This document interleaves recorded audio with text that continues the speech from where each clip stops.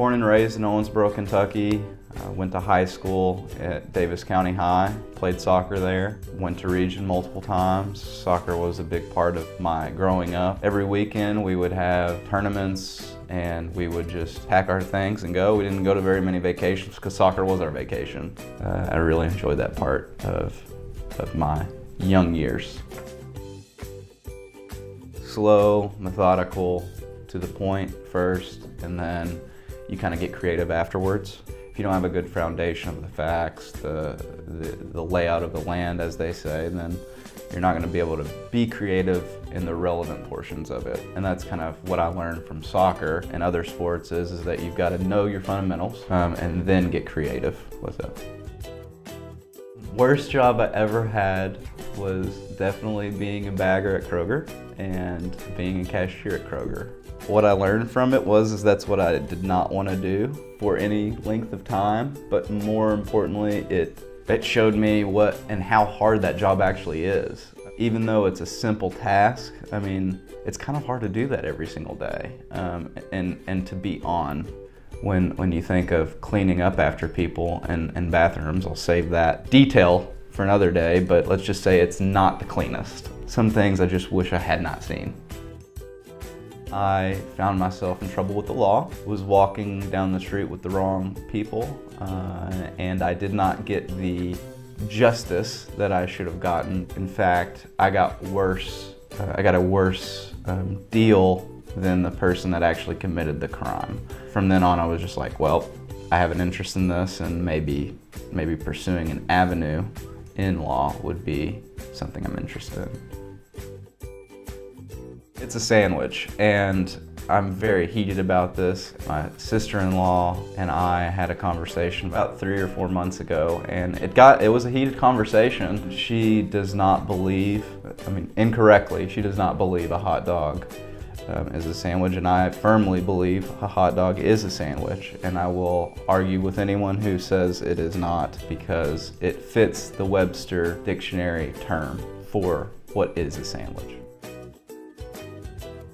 It's a hard question to answer because nothing's happening. COVID's a thing. Well, I did get a new Xbox controller.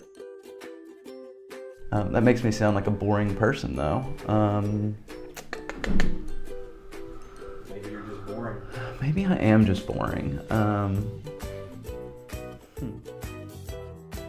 Batman or Superman? Oh man, neither, because I don't like superheroes. And I know that's gonna be very against the mainstream, but I will say Batman, because if I don't say Batman, Caitlin, my wife, will have my head. She is a Batman lover, yeah. Persistence and preparedness. Those are the two things that I think of immediately. If you keep going and pursue what you know is to be true, you'll be more likely to end up with the result that you expect and that is right. Sometimes if you're not as persistent, you can have those things fall through the cracks and with a result that you don't like. Now on the flip of that, being prepared is kind of intertwined with persistence, because you can't be persistent if you're not prepared. So preparedness comes first, and then once you're prepared and once you know everything you need to know, you can be persistent. But those two kind of are a package deal because you can't be one without the other. Perfect world is to get off social media in terms of for any arguments or political posts, because I think that does more harm than good. Politics, especially right now with all the division, you'll find yourself writing something that seems to be perfectly fine and non-controversial at all. But someone will read that because you don't get tone with a social media post. You don't get the reasoning behind that. You just get the blanket statement. It's gonna be hard right now with COVID, but more in-person, more oral speak, because once you say something, people may not, either one, have a problem with it because you're talking to them in person, because it's easier to attack someone behind a screen. Or two, you'll actually have a conversation and work through how you got there, which is more important than what you just said, right? Because most people don't get past that statement on social media, they don't really care about how you got there or why you got there, which is perhaps the most important part of conversation, right? Because you don't understand the person's viewpoint or their perspective on why they are saying what they are saying. So maybe less text and more talk is a good way to summarize that.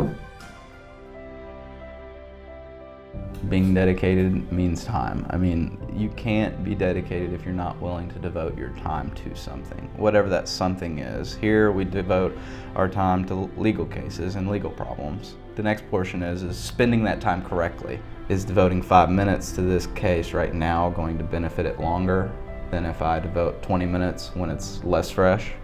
That's something I'm learning still, as to how to properly devote my time and to how at which I dedicate that time.